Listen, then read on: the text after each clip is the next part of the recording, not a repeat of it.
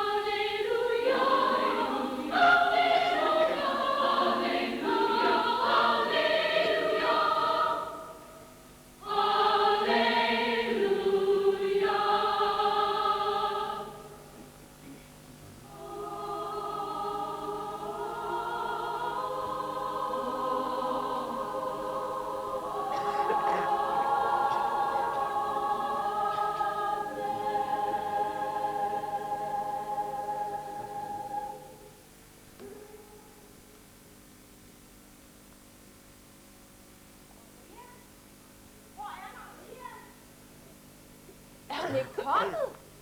Maria!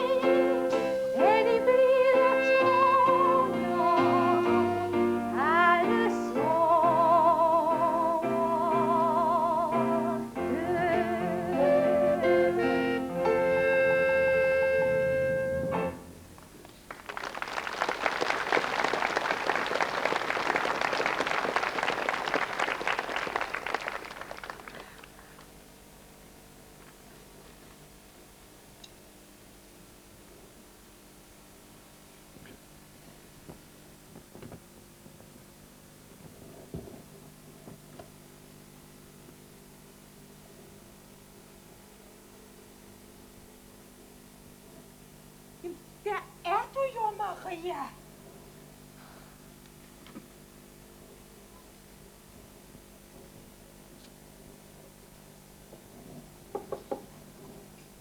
Kom ind.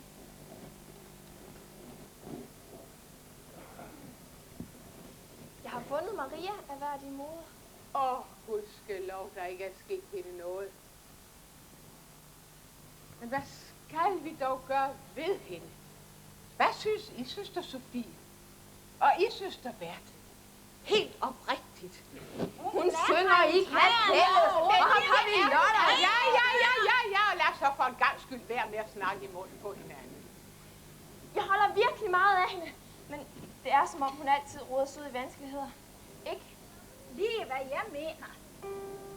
Hun klatrer som en abe højt i havens birketræer. Hun danser mellem roserne og fløjter som en stær. Hun kuer på gelænderen og river sine klæder. Og jeg har hørt hende synge i kapellet. Hun rykker med sin bagdel, når på trapperne hun går. Og jeg har set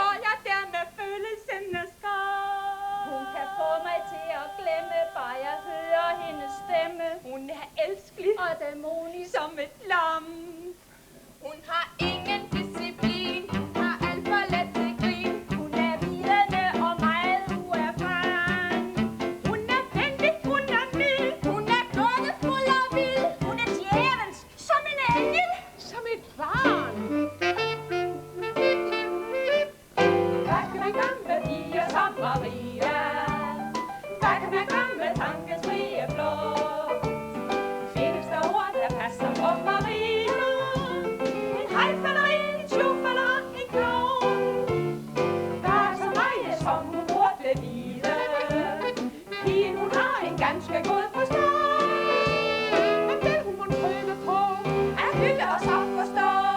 Mon hun kan fange regn på horisonten. Der skal vi i gang med vort problem og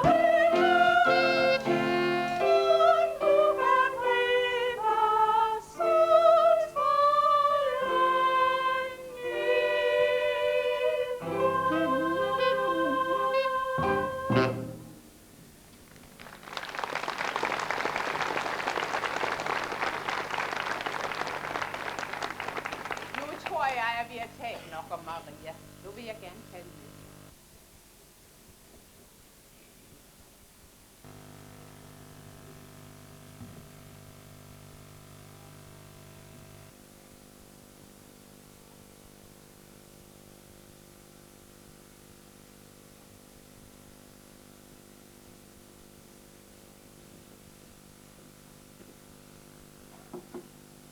Værsgo.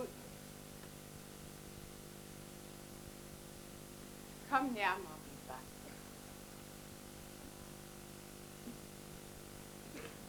Sæt dig, Maria. Jeg vil gerne tale med dig. Ja. Om i går aftes. Hvor jeg er så ulykkelig at være i moder. Jeg har ligget på mine knæ og bedt hele natten, fordi jeg kom for sent. Og de havde endda været så venlige at give mig fri hele dagen. Ja, det var nu ikke det, jeg vil tale med dig om, Maria. Jeg må have vækket hele klostret, før søster Margareta hørte mig og lukkede mig ind. Nå, jeg tror nu ikke, der var nogen af os, der sov. Vi var meget ængstelige for, at du skulle være faret vild i bjergene. Det kan jeg da ikke, værdige moder. Det er da mine bjerge. Ja, det var jo dem, der førte mig til jer, værdige moder. Ja, så. Ja, da jeg var en lille pige, gik jeg tit ned ad bjerget. Og så kravlede jeg op i et højt træ uden for klostret, så jeg kunne kigge ind over muren. Og så jeg søstrene arbejde og hørte dem synge på vej til messen. Og når jeg så gik hjem op over bjerget, ja, så sang jeg hele vejen. Det minder mig om en anden synd, jeg har begået af værdig moder. Jeg sang i går uden jeres tilladelse. Men nu er det jo kun i kloster, Maria, der er regler for, hvornår man må synge. Ja, og den regel er den værste af dem alle sammen. Søster Margareta minder mig altid om den, men først når jeg er begyndt at synge. Maria, kan du huske den dag, da du gik ned i haven og sang lige så højt du kunne? Ja, kære moder, men sådan er det en sang. Jeg stod heroppe i vinduet og så ned på dig og hørte. Men da du fik øje på mig, så holdt du op med at synge. Jeg kunne have bidt tungen af mig selv. Jeg ville ønske, at jeg aldrig var begyndt at synge. Og jeg vil ønske, at du aldrig var hørt op. Jeg skal sige dig, Maria. Jeg sang også den sang, da jeg var en lille pige. Men jeg kan ikke rigtig huske den længere. Maria, vil du synge den for mig? Snuk i håret og dukrøde roser, varme kastanjer i spraglede poser, fugle der fløjter en glad melodi. Det er nu den slags, som jeg bedst kan lide. Katten der leger med garnet og spinner, dårdyr med pletter og øjne der skinner, drømmer til jul med lidt godt bodili. Det er nu den slags, som jeg bedst kan lide. Røde balloner der danser og svæver, bedste der sidder i stuen og væver, snestorm og ruskregn der snart er forbi. Det er nu den slags, som jeg bedst kan lide. Ulvens tuden, bjørnens brummen, gør mig angst og syg. Så tænker jeg bare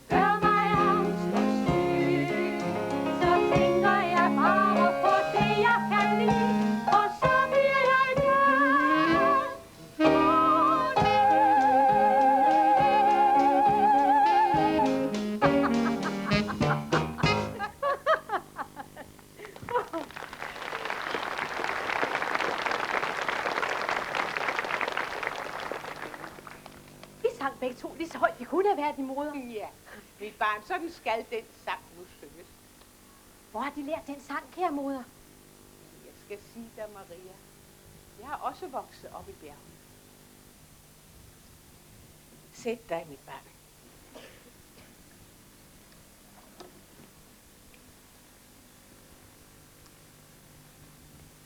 Maria, selvom du så os hernede i klostret, da du sad oppe i træet og kiggede herned, så var du alligevel ikke helt forberedt på det liv, vi lever hernede. Var du vel? Nej, kære moder, men jeg prøver og beder. Hvad er det vigtigste, du synes, du har lært her i klostret? At finde ud af, hvad der er Guds vilje at leve derefter. Også selvom det er svært at acceptere. Ja. Maria, det tøj, du havde på, da du ankom her til klostret i sin tid. Ved du, om det findes her endnu? Jeg tror, søster Margareta har givet det til de fattige. Hun siger altid, at vores værtslige klæder. Men hvorfor spørger de, om det er værd i moder? Jo, Maria, det ser ud til, at du er nødt til at forlade os. Forlade? Jamen, I må da ikke sende mig bort. Kun for en stund, mit barn. Så kan det være, at du kan komme tilbage til os og gøre, hvad vi forventer af dig. Jamen, kære moder, det er jo mit liv. Maria, Ja, hvis det er Guds vilje, så... der Hvor skal jeg er tage hen? en familie. En familie med 7 børn. 7?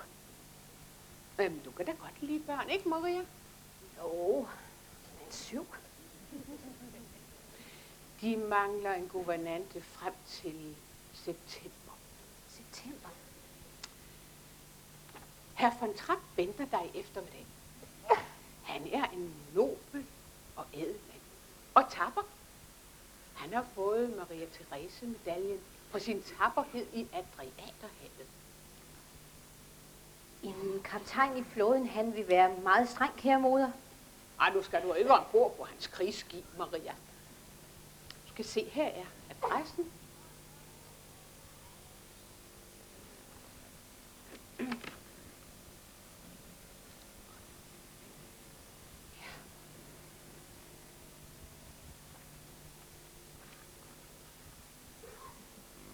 Gud velsigne dig, mit barn.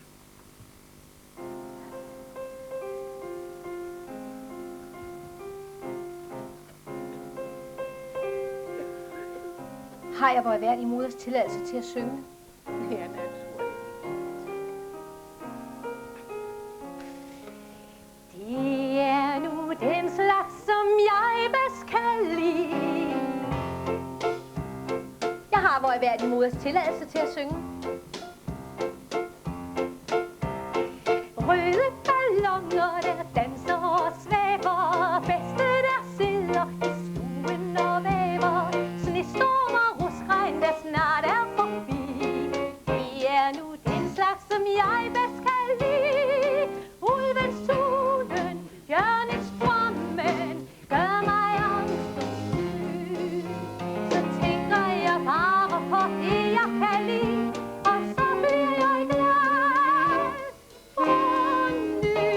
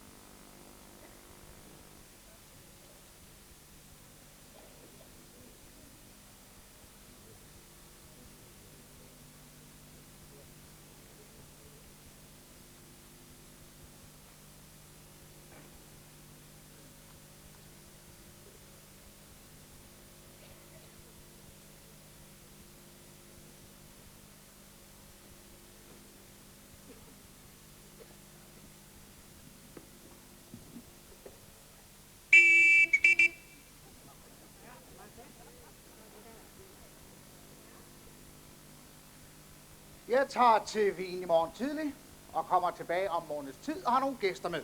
Ja vel, ved de hvor mange? Kun 2. Herr Detweiler og fru Schrøder. Ja vel. Tak.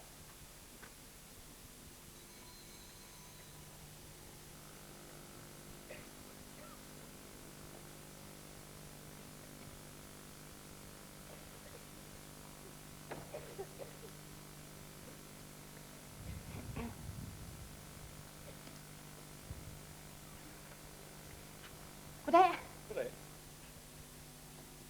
Her er jeg. Ja, det kan jeg se. Jeg er den nye guvernante. Åh.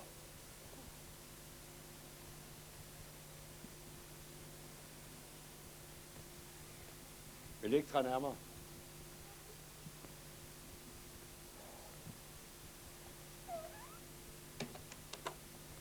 Vil I være venlige at vente her?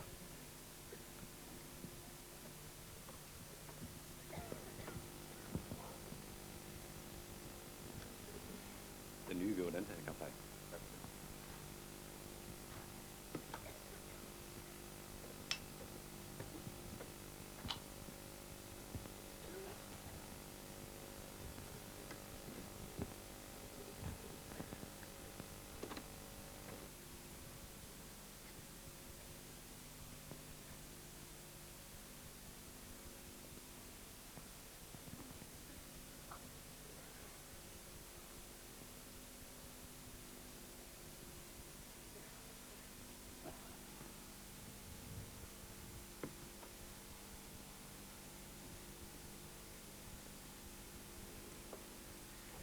Jeg er kaptajn von Trapp, frøken.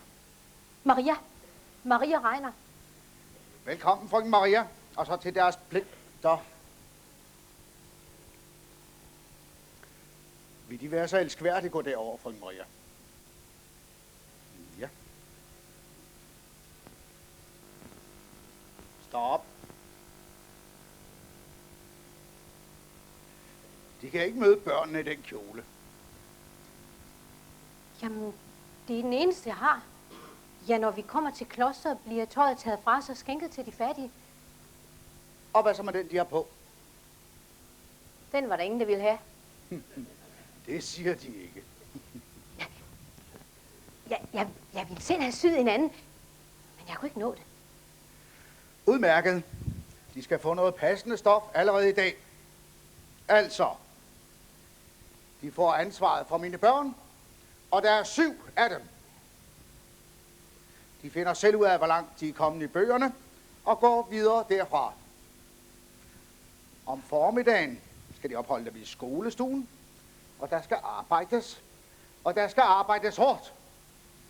Om eftermiddagen tager de børnene med på marstur på stierne rundt omkring godset.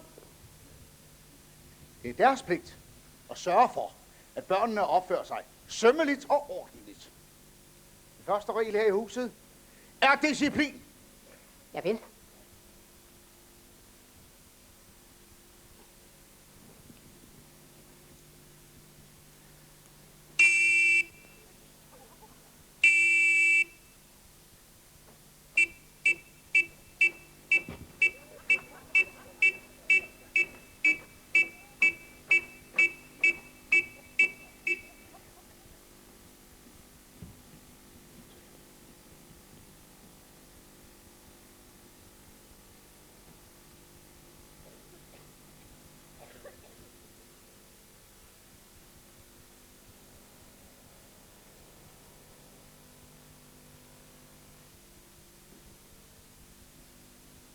Det er jeres nye guvernante, frøken Maria. Når jeg fløjter jeres signal, træder jeg frem og præsenterer jer. Og de, frøken Maria, er nok så elskværdige at lytte godt efter. Så de når som helst de ønsker det, kan kalde børnene til dem.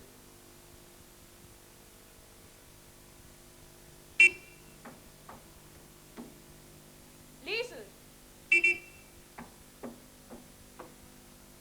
Rydrik. Louisa. Kurt. Brigitta.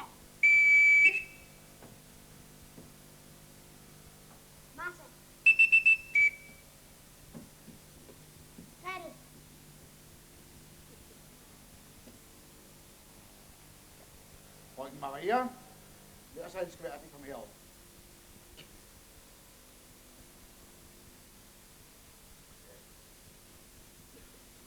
Lad os så høre, hvor godt de har hørt efter.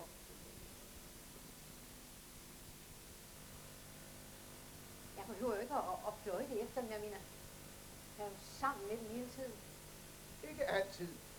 Det er et stort hus og nogle livlige børn. De har lært kun at komme, når de hører deres signal. Og sådan her lyder det, når jeg har brug for den. Ja, jeg kunne aldrig have en fløjte. Sludder og røv. Det gør alle her i huset. Nu skal de høre.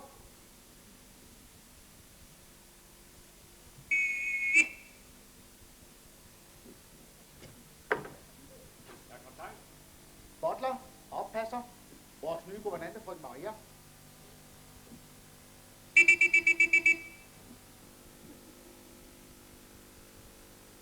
Ja, Min næstkommanderende, fru Schmidt, husholderske. Vær så elskværdig, gør frøken Marias værelse klar. jeg vil have kaptajn. Tak.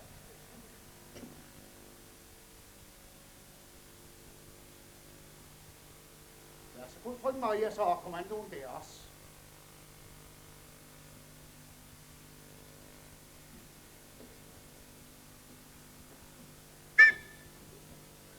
Undskyld, men jeg ved ikke, hvad jeg skal kalde dem.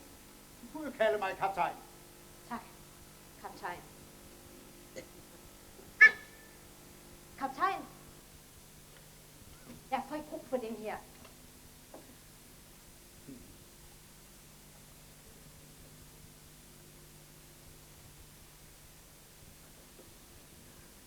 Så er vi alene.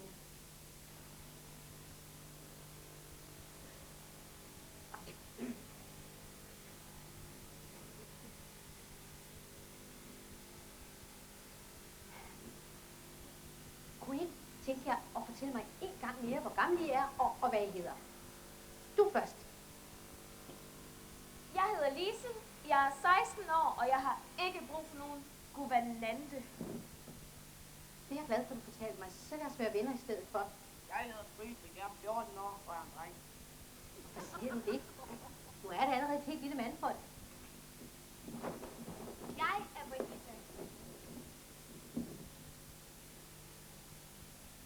Du glemte at fortælle mig, hvor gammel du er, Louisa. Nej, jeg er Brigitte, og hende der er Louisa. Hun er 13, og jeg er 9 år, og jeg synes, deres skole er meget grim. Sådan i år må du ikke sige, Brigitte. Det må jeg vel nok, når jeg synes det. Jeg synes måske, det er grim. Sådan jeg gjorde, vil jeg ikke sige det. Nå, men det synes jeg. Jeg hedder Kurt, og jeg er 9 år. Næsten. Jeg er Martha, og jeg fylder 8 år på tirsdag, og jeg ønsker mig en lyserød parasol. Lyserød. Det er også min yndlingsfarve. Jeg er kvæler, jeg er ikke så mange år. Nej, men det bliver du.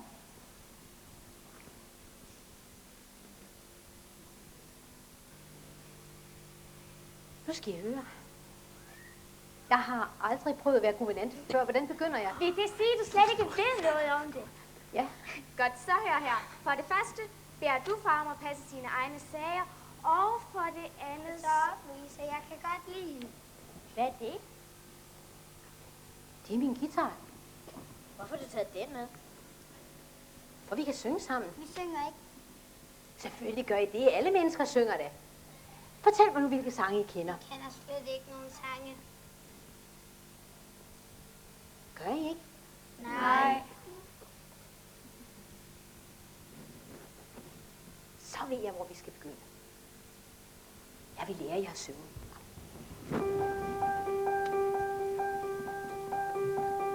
Sæt jer ned.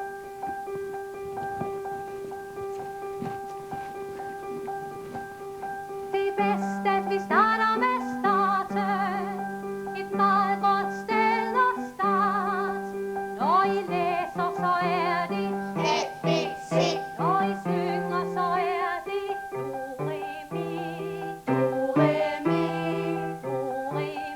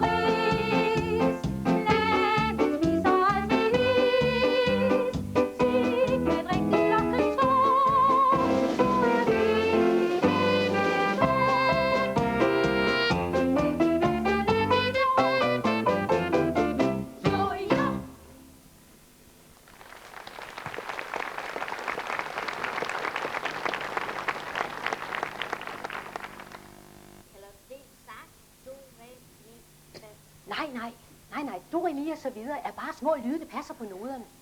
Og når vi kan dem, kan vi lave hundredvis af sange. Ja, i tusindvis. Hvordan? Ved at blande dem. Hør en gang. So, do, la, fa, mi, re, do.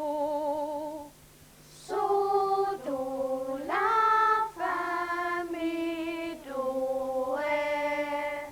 So, do, la, ti, so, re, do. So, do, la, si, so, re, do. Og så synger vi det hele.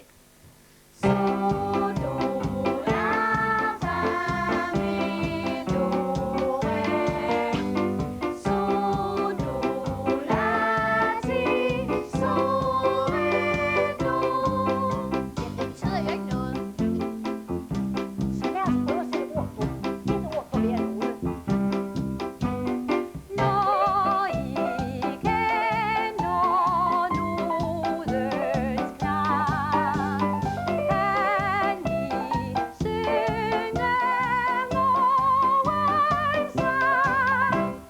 Når vi kender nodens sang, kan vi synge morgensang.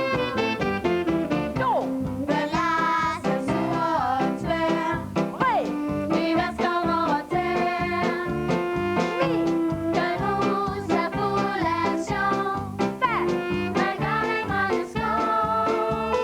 Solen er en gammel ris. Laven spiser aldrig is. Vi kan drikke den til sol. Mi, mi, so, so, re, fa, fa, la, ti, ti. Mi, mi, so, so, re, fa, fa, la, ti, ti. Mi, mi, so, so, re, fa, fa, la, ti, ti. Mi, so, so, re, fa, fa, la,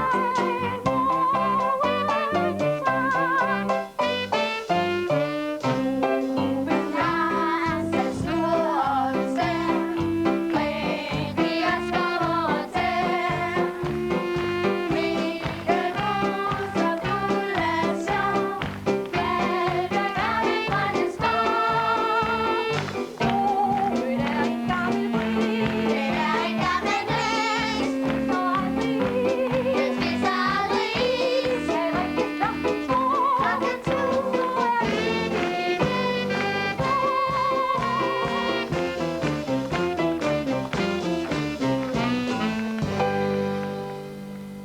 Do, ti, la, so, fa, mi, re, do.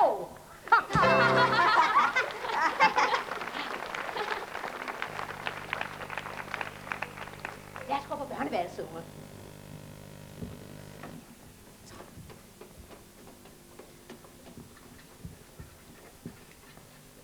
Rolf! Rolf!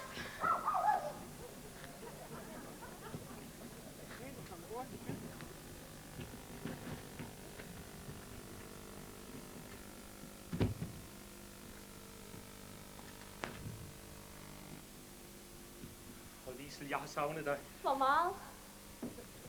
Så meget, jeg har tænkt på at sende dig et telegram, kun for at kunne bringe det hele herud til dig.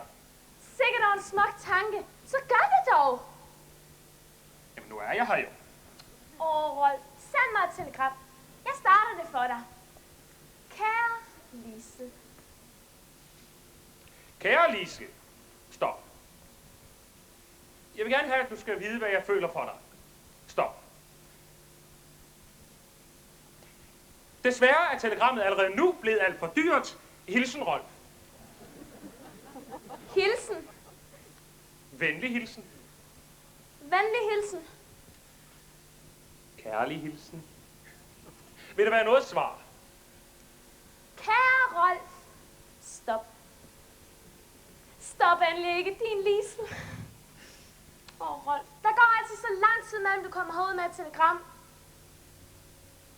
Jeg kunne jo gå forkert med et telegram til løjtnant Schneider.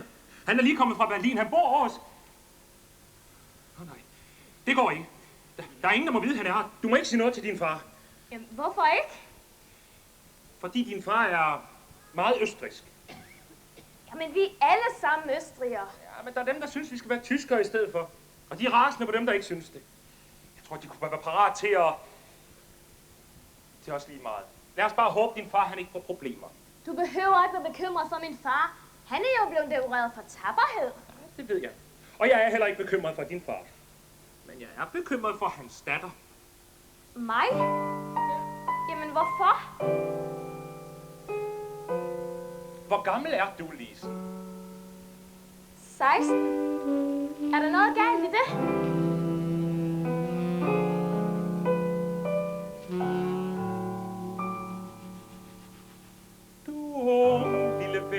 Du er poesi, en blomst så fuld af ynde. Du er den ufuldendte melodi, som hver en mand vil nynne.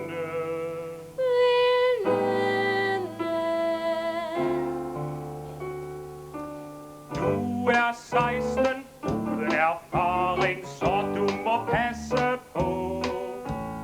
Men vil dig friste, de vil briste, Lisel, du må forstå. Du er 16 uden erfaring, men de vil stå i kø. Bankdirektører, unge charmører, men du må sige adieu. Du er en dragende magnet for mandens rænkespil, men du er ikke forberedt på hvad han kan og vil. Du skal bruge det, der kan sige dig, hvad du skal og må. Jeg er 18 fuld af erfaring, mig kan du trygt stole på.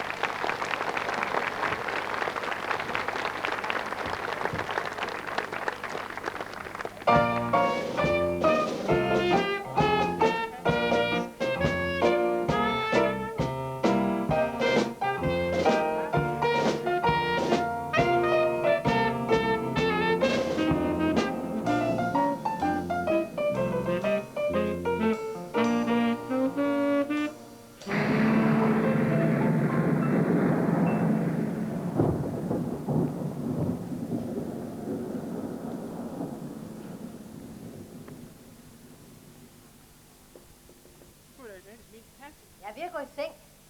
Frøken Maria, det er mig, fru Schmidt. Jeg kommer med noget stof til den. Kaptajnen tager til Wien i morgen. Han siger, det er silkesyden med ny kjole. Det bliver den smukkeste kjole, jeg nogensinde har haft. Jeg vil bede kaptajnen om noget mere stof. Noget mere?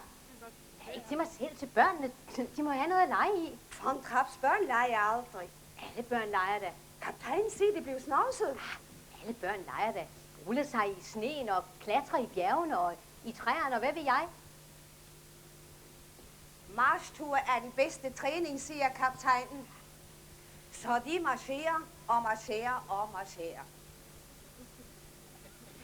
Kan de lide deres værelse? Ja, tak.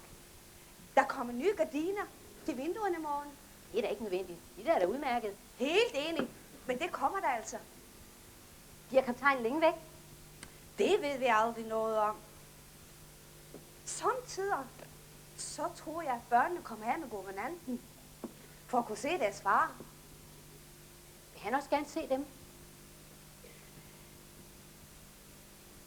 De minder for meget om hans afdøde kone.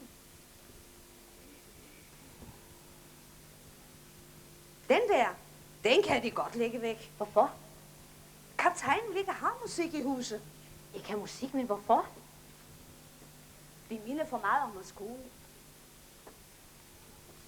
Før i tiden, der havde vi nogle vidunderlige aftener, dengang hans kone levede. Hun sanger.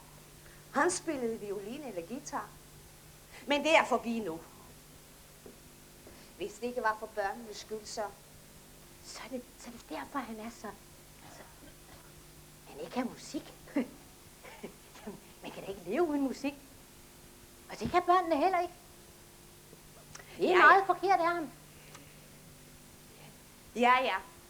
Kaptajnen gifter sig inden sommeren er forbi. Nå, jamen det løser jo alle problemer. Så får børnene jo en ny mor igen. Det bliver regn. De må hellere lukke vinduet.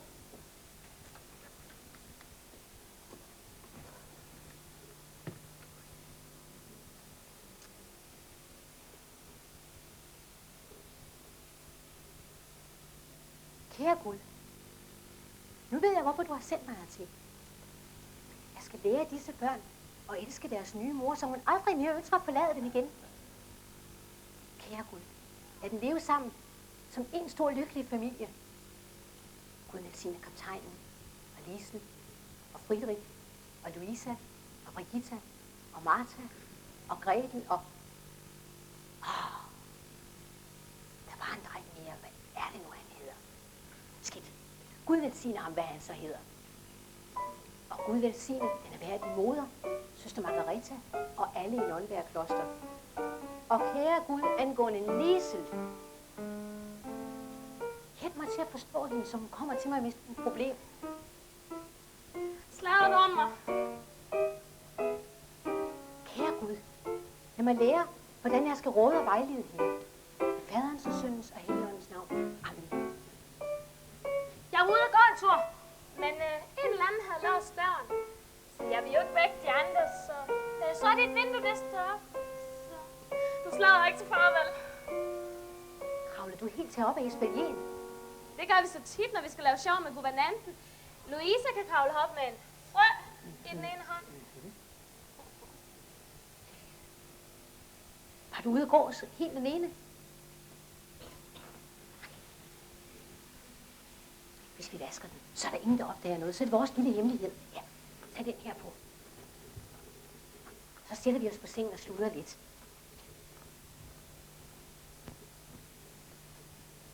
Jeg sagde i eftermiddags, at jeg kan have brug for nogle guvernante. Det har jeg måske alligevel.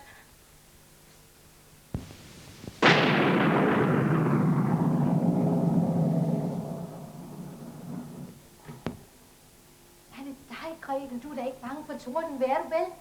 Nej, kom, sæt dig på sengen. Så kan det her til at trække over.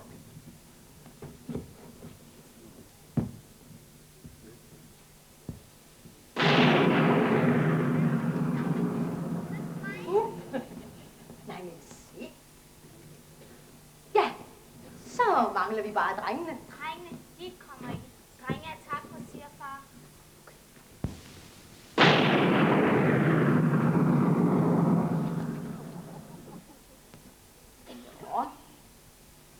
Men se. Var det er din idé, Friedrich? I er da ikke bange af, vel? Nej, vi kom bare for at se, hvordan I havde det. Ja. Var det din idé, Friedrich? Ja, det var Kurt. Kurt. Det var navnet på den dreng, jeg ikke kunne huske. Gud vil sige det, Kurt.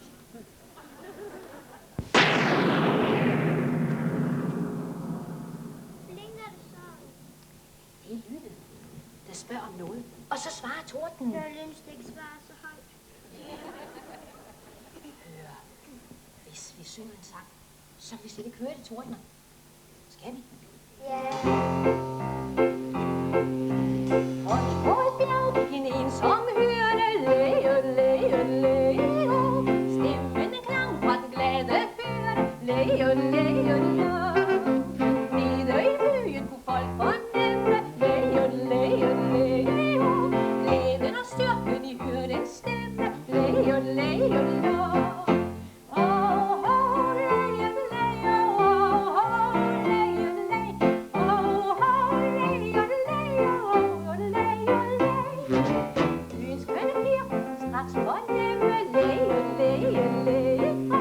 Glæden og styrken i hyrdens stemme, læge. Glæde er blevet aflig med, læge. Stemmerne i aftenrøde, læge.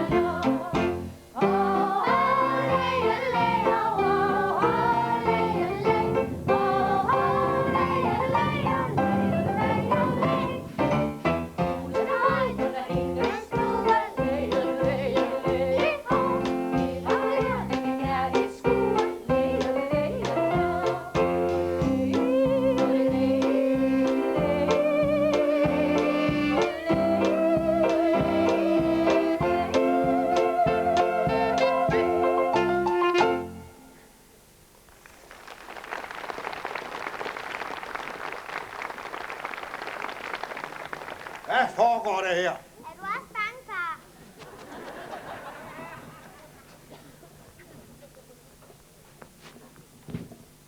Vi sang for overdøve torden. Aha. Ja, de var bange. Pigerne mener jeg. Og hvad med dem? Var de også bange? Nej, det havde jeg ikke tid til. De har fået stoffet, kan jeg se. Stoppet. Stop.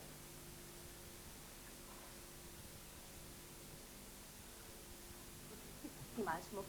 Tak. Jeg er sikker på, det vil klæde dem. Jeg tager til Wien i morgen tidlig, og så har de ansvaret for mine børn. Og jeg håber ikke, de svigter min tillid. Jeg skal gøre mit bedste. Udmærket. Og så ikke mere sang. Hvorfor? Fordi jeg siger det. Jamen, børn skal synge. Det gør dem glade og afslappet. Ja, det er ikke naturligt. De er de nok så venlige at lade mig afgøre. Ja, jeg kan ikke lade være med at synge. Ud og røv. Det er et spørgsmål om selvdisciplin. Men hvis det kan hjælpe, den skal jeg gerne fjerne den her, så det ikke frister dem over evne.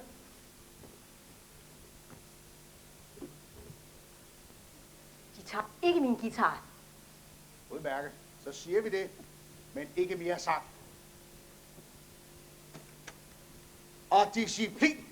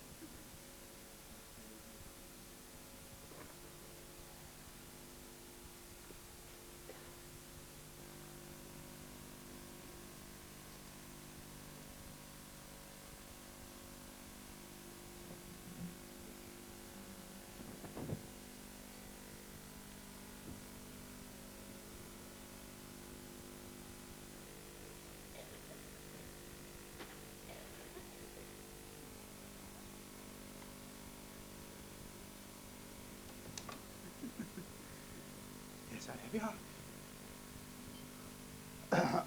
Frans. Fortælle de her Detweiler, at vi tager kaffen herude. Ja, kaptajn, men herr Detweiler taler stadig i telefon. Udmærket. Kan de se mine børn nogen steder? Nej, ikke endnu. Aha. De bjerge er helt fantastiske, Georg. Ja, de bjerge er ikke som andre bjerge. De er milde og venlige. Kan du se træerne på plateauet derovre?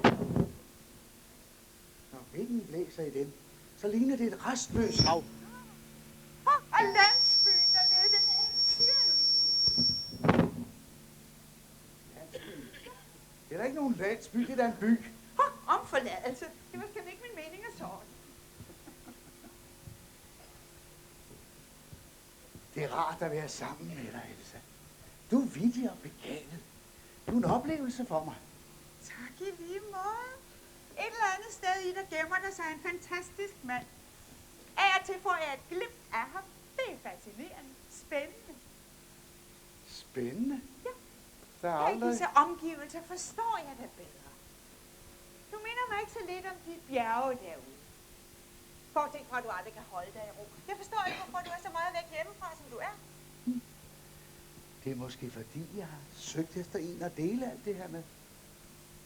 Det er et pragtfuldt sted. Jeg kan virkelig godt lide det. Max, han kan da ikke blive ved med at tale i telefon. Jeg ved godt, han er desperat for at finde nogen til sin Carlsberg Festival. Men alligevel... Elsa. Kunne du tænke dig at bo her? Vi ville jo være nødt til at tilbringe en hel del tid i Wien. Jeg må passe forretningerne. Forretningerne? Jeg troede, det var lavet om til et aktieselskab. Jamen det skal man også. Med mig som administrerende direktør. Du, administrerende direktør? Ja. Når alt kommer til alt, så var det mig, der passede forretningerne de sidste år, min mand levede. Ja, jeg har bare lidt svært ved at forestille mig dig bag ved et skrivebord. Ditweiler vil gerne have sin kaffe.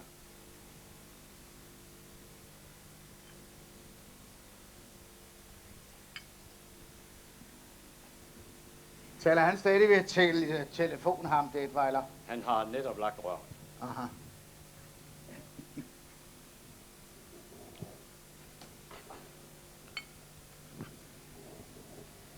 Undskyld, det varede så længe. Lykkedes det? Jeg hører her Østrigs største kirkekor, Europas bedste sangkvartet, verdens største sopran. Det lyder som et eventyr. Ja, og det er det også. Det eneste, jeg har fået fat på, er en bassanger, og han er ikke engang professionel. Det kommer. Det ender altid med, at du laver alle tiders festival. Tak for tilliden, Elsa. Og ved du hvorfor?